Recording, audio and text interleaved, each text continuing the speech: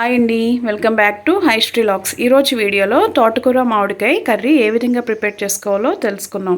తోటకూర మామిడికాయకి మనకు కావాల్సినవి తోటకూరని శుభ్రంగా వాష్ చేసుకుని ఇలా చిన్న చిన్న ముక్కలుగా కట్ చేసుకుని పక్కన పెట్టుకోవాలి. అలాగే మామిడికాయని కూడా పైన పీల్ తీసుకుని ఈ సైజులో ముక్కలుగా కట్ చేసుకుని పెట్టుకోవాలి. అలాగే ఆనియన్స్ని కూడా మరీ చిన్నగా కాకుండా ఈ సైజులో కట్ చేసుకోవాలి. పచ్చిమిర్చి, వెల్లుల్లిపాయలు. ముందుగా ఒక కుక్కర్ తీసుకొని మనం కట్ చేసి పెట్టుకున్న తోటకూరని దానిలో వేసుకోవాలి.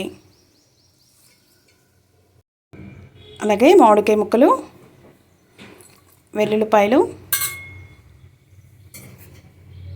ఉల్లిపాయ, పచ్చిమిరపకాయలను కూడా దానిలో వేసుకోవాలి.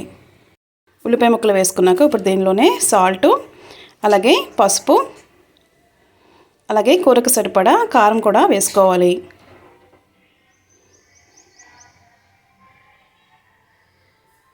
కారం వేసుకున్నాక దీంట్లో ఒక గ్లాస్ వాటర్ కూడా పోసుకోవాలి.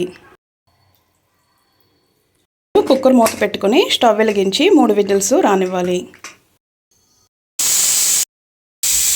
కుక్కర్ 3 విజిల్స్ వచ్చిన తర్వాత ఇప్పుడు స్టవ్ను ఆఫ్ చేసుకోండి.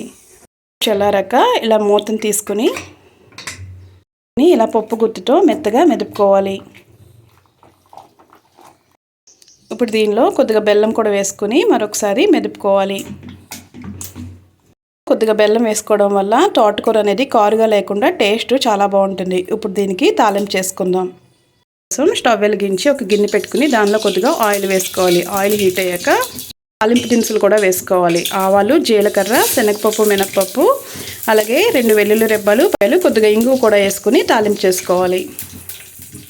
కొద్దిగా వేగిన తర్వాత ఇప్పుడు దీనిలో చిన్నగా కట్ చేసుకున్న ఉల్లిపాయ ముక్కలు కూడా వేసుకోవాలి.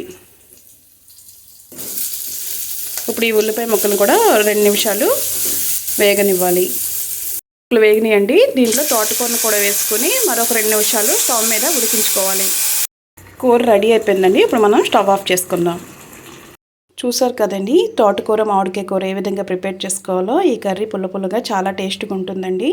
మీకు కనుక ఈ వీడియో నచ్చినట్లయితే వీడియోని లైక్ చేయండి, షేర్ చేయండి, సబ్స్క్రైబ్ చేసుకోండి.